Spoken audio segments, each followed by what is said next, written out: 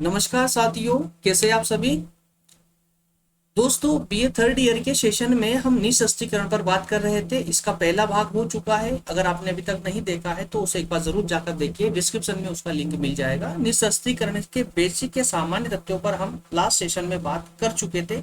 आज जो हम बात करेंगे उसी अर्थात हमारे प्रथम भाग को आगे बढ़ाते हुए, निःशस्त्रीकरण को आगे बढ़ाते हुए अंतरराष्ट्रीय स्तर पर निःशस्त्रीकरण के लिए किए जा रहे महत्वपूर्ण प्रयासों पर बात करेंगे। इसके अंतर्गत हम देखेंगे कि कौन कौन से सम्मेलन या संधि हुई है अंतरराष्ट्रीय स्तर पर, उन सब पर हम एक समग्र चर्चा करने वाले हैं। दोस्तों, जो भी नए फ्रेंड्स हैं जो भी कॉम्पिटिटिव एग्जाम की तैयारी करना चाहते हैं और हमारे साथ तैयारी करना चाहते हैं दोस्तों, तो प्रज्ञान हिंदी जीके नामक यूट्यूब पर एक नया चैनल बना दिया गया है आप लोगों के लिए। उस चैनल की विशेषता ये है कि दोस्तों आपको कंप्लीट नोट्स भी प्रोवाइड किए जाएंगे, लेक्चर्स के साथ में आपको नोट्स भी प्रोवाइड किए जाएंगे। साथ ही साथ में हमारे द्वारा जो कंटेंट आपको प्रोवाइड किया जाएगा कॉम्पिटिटिव एग्जाम के लिए, वो दोस्तों सफिशिएंट कंटेंट होगा। उसमें आपको कोई नोट्स बनाने की भी आवश्यकता नहीं रहेगी। विद एक पीडीएफ फॉर्मेट में आपको नोट्स प्रोवाइड किया जाएगा और सबसे बड़ी विशेषता कि पूरी तरह से निःशुल्क होगा, किसी भी रूप में वहां पर कोई चार्ज नहीं किया जाएगा। चलिए शुरू करते हैं आज के टॉपिक को। दोस्तों, बताने की आवश्यकता नहीं है कि यूनिट नंबर 5 का फोर्थ टॉपिक चल रहा है निःशस्त्रीकरण। चलिए आइए जरा आज जान लेते हैं कि आज का हमारा टॉपिक का सारांश क्या है। दोस्तों, सबसे पहले हम बात करेंगे निःशस्त्रीकरण के लिए अंतरराष्ट्रीय स्तर पर जो प्रयास किए जा रहे हैं उनके बारे में बात करेंगे, कौन कौन से प्रयास किए जा रहे हैं। इसके अलावा निःशस्त्रीकरण के मार्ग में कौन कौन सी बाधाएं आ रही है, इन दोनों बिंदुओं के माध्यम से हम आज का सब्जेक्ट, आज का टॉपिक पूरी तरह कंप्लीट कर लेंगे। चलिए दोस्तों, सबसे पहले हम बात करेंगे अब प्रयासों पर। कौन कौन से प्रयास अंतरराष्ट्रीय जगत में इस हेतु किए जा रहे हैं। दोस्तों, सबसे पहले यहाँ पर सोवियत संघ रूस के द्वारा एक प्रस्ताव प्रस्तुत किया गया था 1981 में। सबसे पहले उसको देखेंगे, चूंकि ये प्रस्ताव भी अप्रसार संधि कहें कि निःशस्त्रीकरण के लिए, माफ करना, निःशस्त्रीकरण के लिए ही एक प्रकार का प्रस्ताव था, परंतु किसी कारणों से ये विफल हो गया। इसके बाद में सेकंड पर बात करेंगे हम कुछ स्टार्ट वार्ताओं की, जो कि अमेरिका और सोवियत संघ के बीच में स्टार्ट हुई थी, जिनको हम शिखर वार्ता के नाम से भी जानते हैं। ये 1982 में प्रारंभ हुई। इसके अलावा जिनेवा वार्ता जो कि 1985 में होती है। परमाणु अप्रसार संधि अर्थात एनपीटी जो ये ट्रीटी हुई है दोस्तों, इस ट्रीटी पर हम बात करेंगे। इसके अलावा लास्ट में हम बात करेंगे परमाणु परीक्षण प्रतिबंध संधि, जिसे हम सीटीबीटी के नाम से भी जानते हैं। चलिए एक एक करके दोस्तों इन्हें हम कंप्लीट करेंगे। ये कंप्लीट होने के बाद में पांचों संधियों पर बात करने के बाद में हम बात करेंगे इसके महत्वपूर्ण पक्ष अर्थात कि निःशस्त्रीकरण के मार्ग में आने वाली बाधाओं पर। ठीक है ना। चलिए तो शुरुआत करते हैं अपने आज के लेक्चर की। दोस्तों, थोड़ा सा इसको ध्यान से सुनना पड़ेगा, अच्छे से समझना पड़ेगा। कारण ये है दोस्तों कि ये जो हमारा पूरा सब्जेक्ट है भारतीय विदेश नीति, इंडियन फॉरेन पॉलिसी वाला जो सब्जेक्ट है, ये थोड़ा सा प्रैक्टिकल सब्जेक्ट है। इस पर अगर आपने थोड़ा सा भी ध्यान इधर उधर भटकाया तो कहीं ना कहीं इसके जो कंसेप्ट है वो मिस हो जाएंगे आपसे, और फिर ये टॉपिक या कहें कि ये पूरा सब्जेक्ट ही फिर आपको चुभने जैसा लगता है ना, आपको बोर सा करने लगेगा। ठीक है, इसलिए कहना है मेरा कि प्रत्येक टॉपिक को बहुत अच्छे से एज ए स्टोरी समझते हुए चले। ठीक है, चलिए फर्स्ट सबसे पहले बात करेंगे कि किस किस प्रकार के प्रयास किए जा रहे हैं और ये प्रयास क्यों किए जा रहे हैं, इन प्रयासों के पीछे की कहानी क्या है। तो आइए दोस्तों, हमेशा की तरह पहले हम थोड़ी सी स्लाइड पढ़ेंगे, उसके साथ ही इसका व्यवहारिक पक्ष भी समझते हुए आगे बढ़ेंगे। शीत युद्ध में अब देखिए क्या होता है, जब द्वितीय विश्व युद्ध समाप्त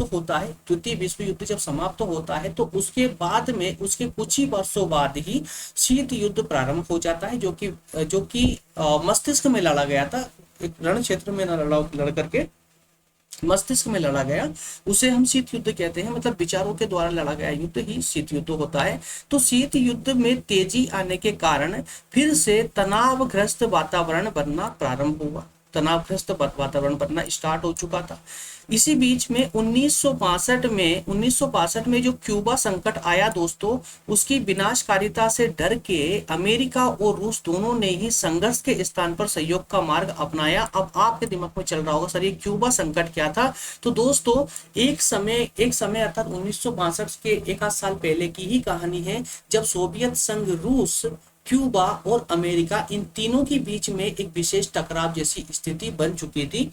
इनके बीच में होता यूं कुछ है दोस्तों कि क्यूबा और सोवियत संघ, रूस, इन दोनों ने मिलकर के अमेरिका पर मार करने वाली मिसाइलें अपनी सीमा में जो है स्थापित इन लोगों ने कर दी थी। किसने? क्यूबा और सोवियत संघ, रूस ने, जिसके कारण कई लंबा समय दोस्तों विवादग्रस्त समय में निकल गया था। तो इस प्रकार से कुल मिलाकर के क्लियरली इस विवाद क्यूबा संकट के कारण ही कई प्रकार स्पष्ट तौर पर भयानक विनाश के संकेत अमेरिका को मिल रहे थे। तो इन सब चीजों से बचने के लिए, इन खतरों से बचने के लिए ही अब इन महाशक्तियों का रुख संघर्ष के स्थान पर, या कहें कि आक्रमण या युद्ध के स्थान पर, अब शांतिपूर्ण सहयोग के ओर इनका ध्यान आकर्षित हुआ।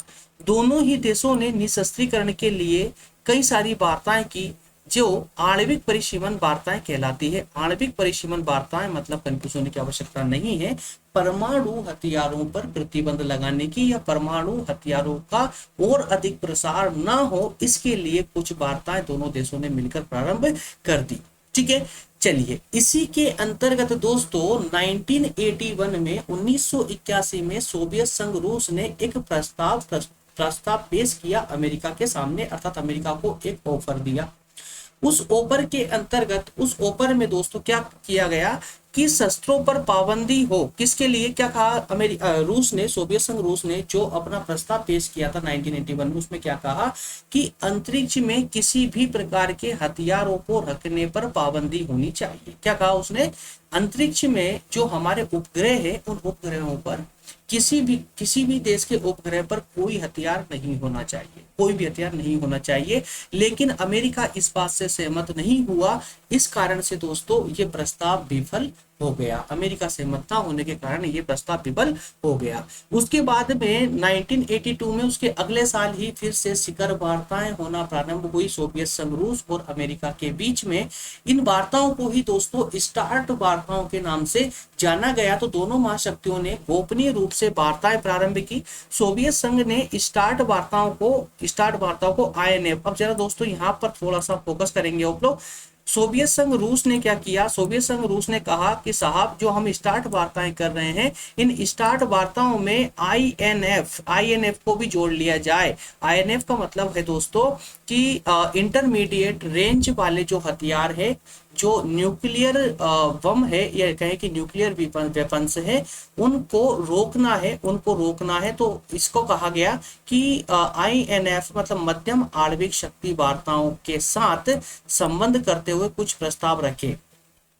ठीक है, तो क्लियर है कि एक तरफ रूस, सोवियत संघ रूस स्पष्ट कह रहा था कि जो हम स्टार्ट वार्ताएं कर रहे हैं, इन स्टार्ट वार्ताओं में INF वार्ता को भी मिला लिया जाए, या कहें कि INF पर जो हमने संधि की थी, उस संधि को भी इसके साथ ऐड कर दिया जाए। लेकिन अमेरिका का स्पष्ट कहना था कि नहीं, स्टार्ट वार्ताओं से INF संधि, INF ट्रीटी जो है वो एकदम अलग रहेगी।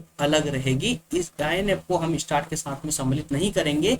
इसके पीछे अमेरिका का उद्देश्य था दोस्तों कि अमेरिका को सपोर्ट करने वाले यूरोप के देशों की रूस से रक्षा करना।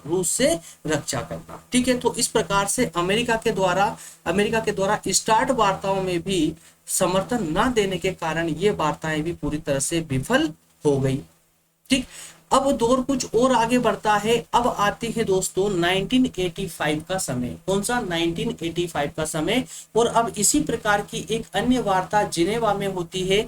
जुलाई 1985 में सोवियत संघ ने अपने परमाणु परीक्षण पर अचानक से उसको जो है प्रतिबंधित कर दिया। अर्थात ये कि सोवियत संघ रूस ने 1985 में अचानक से घोषणा कर दी, एक तरफा घोषणा, किसी से कोई संधि नहीं, किसी का कोई दबाव नहीं था। फिर भी 1985 में सोवियत संघ रूस ने घोषणा कर दी कि वो अब आगे और कोई परमाणु हथियार नहीं बनाएगा। अगर अमेरिका भी इस बात का पालन करे तो रूस आगे भविष्य में भी कभी परमाणु हथियारों का निर्माण नहीं करेगा, परंतु उसी समय में अमेरिका के द्वारा एक ऐसी मिसाइल का निर्माण किया गया, कहें कि परीक्षण किया गया, जो अंतरिक्ष में उपग्रह को मारकर नीचे गिराने की भी क्षमता रखता था। इस प्रकार की मिसाइल का निर्माण करने से रूस ने फिर से अपना परमाणु हथियारों का निर्माण फिर से प्रारंभ कर दिया। इस प्रकार से पुनः एक बार फिर से अमेरिका और रूस के बीच में फिर से परमाणु हथियारों की होड़ या दौड़ फिर से शुरू हो जाती है। ठीक है ना। चलिए, इसके बाद में हम बात करेंगे परमाणु अप्रसार संधि पर एनपीटी के विस्तार पर। तो दोस्तों 1995 में 1995 में एक विश्व सम्मेलन होता है एनपीटी पर, अर्थात परमाणु अप्रसार पर। उसका पुनरीक्षण करते हुए असीमित समय तक जारी रखने का निर्णय लिया गया। क्या कहा यहाँ पर, 1995 में एक सम्मेलन हुआ था, एक सम्मेलन हुआ परमाणु अप्रसार संधि पर, जिसमें परमाणु अप्रसार संधि को जो समय की भी जो वैलिडिटी थी उसको खत्म कर दिया गया, अर्थात अनलिमिटेड समय के लिए इस संधि को लागू कर दिया गया। यहाँ कार्य जो है संयुक्त राष्ट्र अमेरिका की अगुवाई में किया गया था। किसका, एनपीटी पर जो कार्य किया, अर्थात ये कि ये जो संधि की गई थी दोस्तों, इस संधि को जो लागू किया गया था वो अमेरिका के दृष्टि को, अमेरिका के नेतृत्व में किया गया। ठीक है, अमेरिका के नेतृत्व में। अब चूंकि आप सभी जानते हैं कि अमेरिका किस देश को सपोर्ट करेगा, कौन से देशों को सपोर्ट करेगा, तो मेरे प्यारे दोस्तों अमेरिका सिर्फ उन देशों को सपोर्ट करेगा जो अमेरिका के पिछलग्गू देश है। अब अमेरिका के पिछलग्गू देश कौन से हैं, जो नाटो के सदस्य हैं, है ना, जो नाटो के सदस्य है। लेकिन वो देश जो गुट निरपेक्ष नीति का पालन करते हैं, जैसे कि भारत जो किसी गुट में शामिल नहीं है, स्वतंत्र अस्तित्व बनाए हुए हैं, ऐसे देशों का अमेरिका ने कोई ध्यान नहीं रखा ये संधि करते वक्त। और अंततः होता क्या है कि वही गुट निरपेक्ष देश जो किसी गुट में शामिल नहीं है, जिनके हितों का ध्यान अमेरिका ने नहीं रखा इस संधि के दौरान, उन्हीं देशों ने स्पष्ट तौर पर कहा कि जिस प्रकार से आप ये संधि करवा रहे हैं, अगर जिनके पास अभी तत्कालिक समय में परमाणु हथियार है, या तो वो उनको समाप्त करे या फिर हमें भी इनके निर्माण और परीक्षण का मौका दे, उसके बाद हम इस संधि पर साइन कर सकते हैं। अगर नहीं तो इससे क्या होगा कि जिन शक्तियों के पास में आज आणविक हथियार है, अर्थात परमाणु हथियार है, वो तो परमाणु संपन्न राष्ट्र रहेंगे और हम कभी भी परमाणु संपन्न बन ही नहीं पाएंगे। इस प्रकार से तो जिनके पास अभी परमाणु हथियार है उनका एक तरफा पूरी दुनिया पर प्रभाव जमा रह जाएगा। तो ये सब बातें कह करके दोस्तों विकासशील राष्ट्रों ने, अर्थात की गुट निरपेक्षता की नीति का पालन करने वाले देशों ने इस संधि का भरकस विरोध किया। भारत, पाकिस्तान और इजराइल ने इस संधि पर हस्ताक्षर करने से पूरी तरह से स्पष्ट मना कर दिया। ठीक है, इसके बाद में देखते हैं हम दोस्तों लास्ट एक नेक्स्ट है सीटीबीटी, जिसे हम परमाणु परीक्षण प्रतिबंध संधि कहते हैं। आप सभी को पता होगा 1998 में दोस्तों हमने परमाणु परीक्षण किए थे, 5 परमाणु परीक्षण किए थे और 5 सफल रहे थे। तो अब जरा देखिए, हमने जब परमाणु परीक्षण किया था 1998 में, उसके 2 साल पहले ही परमाणु परीक्षण प्रतिबंध संधि पर हस्ताक्षर किए थे। हाँ, भारत ने इस संधि पर हस्ताक्षर नहीं किया था, यहाँ पर भी कुछ दोगलेपन हुए थे, कुछ जो है यहाँ पर दोस्तों इनकी नीतियां स्पष्ट नहीं थी और यहाँ पर भेदभाव या कहें कि पक्षपातपूर्ण व्यवहार को अपनाया गया था। वो किस प्रकार से अपनाया गया था, जरा हम उस पर बात कर लेते हैं, मैं आपको बता देता हूं। देखिए, एक बार स्लाइड को पढ़ लेते हैं, उसके बाद में इसका व्यवहारिक पक्ष भी समझ लेंगे। आइए दोस्तों, 1996 को संयुक्त राष्ट्र संघ की महासभा ने, किसने, यूनाइटेड नेशन की जो महासभा है उसने भारी बहुमत से बहुचर्चित सीटीबीटी के प्रारूप को पारित कर दिया। दोस्तों सीटीबीटी का फुल फॉर्म है comprehensive test ban treaty, comprehensive test ban treaty. तो इस ट्रीटी को, अर्थात आप तो हिंदी में याद रखिए, बहुत शानदार नाम है, व्यापक परमाणु परीक्षण प्रतिबंध संधि। व्यापक को हटा भी दोगे तो परमाणु परीक्षण प्रतिबंध संधि, ठीक है ना, इससे याद हो जाएगा। तो इस संधि से सारे परमाणु परीक्षणों पर पूरा प्रतिबंध लग जाएगा। जो भी देश इस सीटीबीटी पर हस्ताक्षर कर देगा वो भविष्य में कभी भी किसी भी परमाणु हथियार का परीक्षण नहीं कर पाएगा, परंतु तात्कालिक परमाणु शक्ति संपन्न राष्ट्र अपने आणविक जखीरों को रख सकेंगे। तो इसमें एक विशेष प्रावधान था कि जिनके पास में अभी वर्तमान में जिनके पास परमाणु हथियार है वो जो इनका परीक्षण कर चुके हैं वो अपने पास परमाणु हथियार रख सकते हैं, लेकिन जिनके पास नहीं है वो इनका निर्माण और परीक्षण नहीं कर सकता। ठीक है ना। तो यही था संयुक्त राष्ट्र संघ की महासभा का दोगलापन, है ना, दोगलापन यही था। तो भारत ने इस संधि को पक्षपात पूर्ण कहा और कहा यदि संधि मौजूदा हथियार रखने वाले राष्ट्रों के पक्ष में है, ये संधि जो है जो मौजूदा अर्थात तत्कालीन समय में जिन राष्ट्रों के पास में ये शक्ति है उनके पक्ष में ये संधि हो रही है, इसे भेदभावपूर्ण संधि करार देते हुए भारत, लीबिया, भूटान और पाकिस्तान आदि कई सारे गुटनिरपेक्ष देशों ने इस पर हस्ताक्षर करने से साफ इनकार कर दिया। तो दोस्तों एनपीटी और सीटीबीटी का फंडा आपको समझ आया है ना। ये एक प्रकार से जिनके पास में देखिए जिनके पास में परमाणु हथियार थे, जिन शक्तियों के पास में थे पहले, उन पर कोई दबाव नहीं कि आप रखिए, लेकिन अब और कोई परमाणु संपन्न राष्ट्र नहीं बन पाएगा। तो ये भेदभावपूर्ण था ना, है ना। या तो जिन शक्तियों के पास में परमाणु हथियार थे उनको हथियारों को समाप्त कर देना चाहिए, ठीक है, या फिर जिनके पास परमाणु हथियार नहीं है वो एक बार जो है उनको लॉन्च कर ले, एक बार परीक्षण कर लेने दीजिए उनको, उनके पास उनको भी जो है परमाणु संपन्न राष्ट्र बन जाने दीजिए। उसके बाद आप निःशस्त्रीकरण लाइए, कोई सब शस्त्रीकरण लाइए। लेकिन अगर आप संयुक्त राष्ट्र संघ में आप ही बैठे हो, आप ही निर्णय करते हो, तो भाई आप आपके पक्ष में निर्णय करे जा रहे हो, सामने वाले को देख ही रहे हो, सामने वाले की किसी हित में नहीं है, किसी का कोई बेनिफिट नहीं होने वाला है ना, और उसी पर दबाव बनाते हो आप कि इस पर हस्ताक्षर कीजिए, तो कोई राष्ट्र क्यों करेगा, है ना। तो ये सब कहानियां होती दोस्तों। जो कहावत है ना, जो लोग कह गए हैं कि जिसकी लाठी उसकी भैंस, तो ये ऐसा ही मुहावरा नहीं है, ये काफी काम का मुहावरा है, हर जगह देखने को मिल जाएगा। चलिए अब दोस्तों हम बात करेंगे इसी के अर्थात मार्ग में आने वाली बाधाओं पर कि निःशस्त्रीकरण के मार्ग में कौन कौन सी बाधाएं अपनी पैर पसारे हुए पड़ी हुई है, जिसके कारण से हम निःशस्त्रीकरण की धारणा को अपना नहीं पा रहे हैं। तो इस परिप्रेक्ष्य में हम 5 बिंदुओं पर फोकस करेंगे, 5 बिंदुओं के माध्यम से हम इसके कंप्लीट अध्ययन को भी कंप्लीट कर लेंगे। चलिए एक एक करके दोस्तों इनका डिस्कशन चालू करते हैं। सबसे पहले हम बात करेंगे आणविक शक्तियों का रवैया। मतलब सिंपल है, जिन शक्तियों के पास में पहले से परमाणु शक्तियां है, परमाणु वेपन्स है, वो उनका जो रवैया रहता है दोस्तों निःशस्त्रीकरण को अपनाने का, वो उसके एकदम विरोध में है। आइए पढ़िए, इसी से आपको पूरा इसका नॉलेज मिल जाएगा। विश्व की बड़ी आणविक शक्तियां मतलब कि परमाणु संपन्न शक्तियों की बात हो रही है यहाँ पर, जैसे संयुक्त राज्य अमेरिका, रूस, ब्रिटेन, चीन, फ्रांस अपनी बड़ी शक्ति की भावना के कारण आणविक शस्त्रों के मोह का परित्याग नहीं कर पा रहे हैं, और विशेष करके संयुक्त राज्य अमेरिका का ये रवैया कुछ ज्यादा ही रहा है। वे अपनी शक्ति के बूते पर विश्व का नेता बनना चाहता है, विश्व नेता बनना चाहता है। कौन? अमेरिका, अपनी शक्ति के बलबूते पर, ठीक है ना। इस प्रकार से अमेरिका ने जब जब निःशस्त्रीकरण की बात सामने आई है तब सबसे पहले जो हाथ खींचने वाला रहा है वो अमेरिका ही रहा है। नेक्स्ट पॉइंट की अगर बात करें तो अर्थव्यवस्था का मुद्दा। तो दोस्तों जैसा कि हमने ऊपर भी देखा, आज शस्त्र उद्योग अत्यधिक विस्तृत और कमाऊ उद्योग है। जी हाँ, शस्त्र बनाने के जो उद्योग है बहुत ही बड़े उद्योग, विस्तृत उद्योग है और काफी ज्यादा इनकम है ना जनरेट करने वाले उद्योग है ये।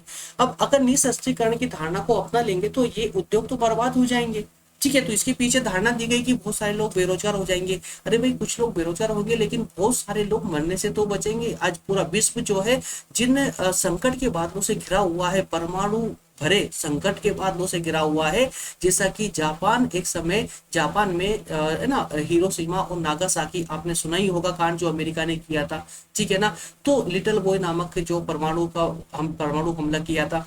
तो इसे जो बादल संकट के बादल है जिसके डर के साए में आज विश्व की सभी जनता जी रही है। परमाणु का डर हर किसी व्यक्ति को है। तो दोस्तों उससे तो निजात मिल जाएगी, ठीक है ना। तो मौत से बेरोजगारी भली, लेकिन तर्क देने वालों का काम है तर्क देना और हमारा काम है पढ़ करके एग्जाम में लिखकर आना। लेकिन साथ ही साथ में हमारी एक रिस्पॉन्सिबिलिटी और बनती है, और वो रिस्पॉन्सिबिलिटी ये है कि प्रत्येक चीज को हम समझ करके अपने अंदर उसको एनालाइज करें और हमें पहचानने की क्षमता हमारे अंदर होना चाहिए कि क्या सही है और क्या गलत है। जी हाँ, हम एग्जाम में आंसर राइटिंग करते वक्त तो हम अपना पक्ष कभी नहीं लेंगे, परंतु हमें एनालाइज करना आना चाहिए कि क्या हम गलत पढ़ रहे हैं या सही पढ़ रहे हैं, क्या गलत है और क्या सही है। जिसको जैसा पढ़ोगे वैसा ही आप वहां पर लिखोगे भी, ठीक है। ये एक तरीका होता है हमारा एग्जाम लिखने का, परंतु एनालाइज करने का कर्तव्य हमारा है। और एनालाइज आप तभी कर पाओगे जब पूरे कंसेप्ट को पूरा क्लियर कर लोगे, ठीक है ना। तो यदि निःशस्त्रीकरण के परिणाम स्वरूप ये जो उद्योग है ये बंद हो जाए तो राष्ट्र की अर्थव्यवस्था प्रतिकूल रूप से प्रभावित होगी, साथ में बेरोजगारी बढ़ेगी। तो ये से कुछ छोटे मोटे तर्क दिए गए थे इन तर्क देने वालों के द्वारा, ठीक है। तो हालांकि इतने विशेष नहीं थे ये, चलिए छोड़िए। उसके बाद में आगे देखेंगे हम कि राष्ट्रों की प्राथमिकताएं। तो दोस्तों, हथियार बनाने का, हथियारों का निर्माण करने का प्रमुख उद्देश्य होता है, किसी भी राष्ट्र के द्वारा प्रमुख उद्देश्य होता है कि अपने राष्ट्र की सुरक्षा करना। अपने राष्ट्र की प्रथम उद्देश्य जो बता रहा हूं मैं, हथियारों के निर्माण का प्रथम उद्देश्य होता है अपने राष्ट्र की रक्षा करना। वो राष्ट्र की रक्षा प्रत्येक राष्ट्र की पहली प्राथमिकता है। राष्ट्र की रक्षा प्रत्येक राष्ट्र की, प्रत्येक देश की पहली प्राथमिकता है। तो हम यहाँ पर यह भी कह सकते हैं कि जो शक्तियां हैं, जो राष्ट्र है, निःशस्त्रीकरण की ओर इसलिए आगे नहीं बढ़ रहे हैं कि अगर हथियारों का निर्माण वो नहीं करेंगे तो कहीं ना कहीं वो अपनी शक्ति को खो देंगे। वो शक्ति अगर खो दी उन्होंने तो उनके राष्ट्र का प्रश्न उनके सामने है, राष्ट्र की सुरक्षा का प्रश्न उनके सामने है। इस कारण से कोई भी राष्ट्र निःशस्त्रीकरण की ओर आगे जो है उत्सुकता के साथ में नहीं बढ़ रहा है। नेक्स्ट है राष्ट्रवाद और संप्रभुता की भावना। राष्ट्रवाद और संप्रभुता की भावना को आप ऐसे समझ सकते हैं दोस्तों, अगर कोई भी राष्ट्र निःशस्त्रीकरण संधि पर हस्ताक्षर करता है तो दोस्तों उस पर निःशस्त्रीकरण पर हस्ताक्षर करता, तो ये होगा कि उसके अंतर्गत की जाने वाली सभी संधियां उस पर लागू हो जाएगी, जिसके अंतर्गत उस देश में अंतरराष्ट्रीय संगठनों से संबंधित अधिकारी उस देश में परमाणु हथियारों की जांच या परीक्षण करने के लिए भी आ सकते हैं। जब कोई अन्य देश का प्रतिनिधि किसी देश में आकर अगर उसका परीक्षण करेगा उस देश का, तो कहीं ना कहीं उसकी जो भावनाएं होती है या संप्रभुता की जो भावना होती है उस पर ठेस पहुंचती है, ठीक है ना। तो संप्रभुता की भावना पर ठेस पहुंचती है, इस कारण से भी लोग इस संधि से बाहर रहना ही पसंद कर रहे हैं। इसके आगे नेक्स्ट है दोस्तों अंतरराष्ट्रीय आतंकवाद की चुनौती। तो ये भी एक बड़ा मुद्दा है जो निःशस्त्रीकरण की ओर बढ़ने से रोकता है हमें। और वो मुद्दा ये है कि आज आप सभी जानते हैं दोस्तों कि पूरे विश्व में आतंकवाद ने अपने पैर कुछ इस तरह पसार लिए हैं कि उन पैरों को हटाना अब इतना आसान नहीं रह गया है। अर्थात कहने का अर्थ ये है कि जो हथियार दोस्तों हमारी मिलिट्री फोर्सेस के पास में है, या कहें कि बड़ी मुश्किलों से हम हथियारों को अरेंज कर पाते हैं, वो हथियार आतंकवादियों को बहुत ही आसानी से सुगमता पूर्वक मिल जाते हैं। हालांकि मिलते रहेंगे जब तक चीन और पाकिस्तान जैसे देशों का साथ रहेगा आतंकवादियों को, तब तक उनको आसानी से ऐसे हथियार मिलते रहेंगे। लेकिन हमारा सौभाग्य है कि अभी तक आतंकवाद के पास में कोई परमाणु हथियार हाथ नहीं लगा। याद रखिए, जिस दिन आतंकवादियों के हाथ में परमाणु हथियार आ गया उस दिन नजारा देखिए दोस्तों क्या होगा। आज बंदूक की नोक पर इतना पूरा विश्व आतंकित हो रहा है आतंकवादियों से, अगर उनके हाथ में परमाणु बम आ गए तो क्या होगा, है ना। तो ये सारी जो भयानक जो दृश्य है जो सोचने में आता है कि अगर राष्ट्र कमजोर पड़ गए तो आतंकवाद थोड़ी ना निःशस्त्रीकरण को धारण करेगा, आतंकवादी निःशस्त्रीकरण को धारण थोड़ी ना करेंगे। लेकिन अगर राष्ट्र निःशस्त्रीकरण को धारण कर लेते हैं तो उनके पास शस्त्र नहीं रहेंगे जिससे वो आतंकवाद को चुनौती दे पाए, तो आतंकवाद तो और भयानक रूप धारण कर लेगा। इस कारण से भी दोस्तों यहाँ पर निःशस्त्रीकरण के मार्ग जो है अवरुद्ध होता जा रहा है, कोई उसको अपनाने को तैयार नहीं है, ठीक है। तो आतंकवाद से सिर्फ भारत ही नहीं दोस्तों, विश्व के सभी देश पीड़ित है, यहाँ तक कि अमेरिका भी इससे अछूता नहीं रहा है। अमेरिका में भी आतंकवादी हमले हुए हैं, है ना। तो इस प्रकार से दोस्तों हमारा आज का ये सेशन हो जाता है कंप्लीट, अर्थात कि निःशस्त्रीकरण पर हमारे कंप्लीट 2 लेक्चर हुए हैं। दोनों ही लेक्चर एग्जाम के दृष्टिकोण से लेकर के दोस्तों हमारे ज्ञान वर्धन के लिए भी बहुत इंपॉर्टेंट सेशन थे। इसमें आपको कई सारी टर्मिनोलॉजियां ऐसी देखने को मिली है जो इससे पहले किसी भी लेक्चर में आपने नहीं देखी थी, नहीं पढ़ी थी, नहीं सुनी थी। दोस्तों एक बार लेक्चर देखने के बाद में अब तुरंत कंडीशन ये है कि आप डिस्क्रिप्शन से नोट्स जो है डाउनलोड कीजिए, पीडीएफ नोट डाउनलोड कीजिए और हैंड टू हैंड अभी रिवीजन लगाएंगे। 15 से 20 मिनट में आप आसानी से पढ़ करके कंप्लीट फर्स्ट भाग और सेकंड भाग के पीडीएफ का रिवीजन लगा लेंगे। इसके साथ ही आपका टॉपिक हो जाएगा पूरी तरह से कंप्लीट। दोस्तों अब नेक्स्ट सेशन जो होगा हमारा, नेक्स्ट सेशन होगा दोस्तों आतंकवाद पर और हम जानने का प्रयास करेंगे ये आतंकवाद की जो समस्या है किस प्रकार से पूरे विश्व में फैली हुई है। इस आतंकवाद पर हम बात करेंगे, अपने शब्दों के माध्यम से कुछ प्रहार करेंगे आतंकवाद पर भी। मिलेंगे नेक्स्ट सेशन में दोस्तों, मिलेंगे नेक्स्ट सेशन। तब तक आप सभी का बहुत बहुत धन्यवाद, थैंक यू। सभी का डिस्क्रिप्शन माफ करना, सभी का लिंक, सब कुछ जो भी आप चाहते हैं ना, सबका लिंक आपको डिस्क्रिप्शन में मिल जाएगा, है ना। तो कमेंट करने की जगह पहले आप डिस्क्रिप्शन में जाइए, लिंक चेक कीजिए और इसके अलावा कुछ और चाहिए तो आप कमेंट कीजिए या व्हाट्सएप नंबर से व्हाट्सएप ज्वाइन कीजिए, वहां पर अभी आप अपने डाउट सॉल्व कर सकते हैं। नमस्कार, थैंक यू, बहुत बहुत धन्यवाद।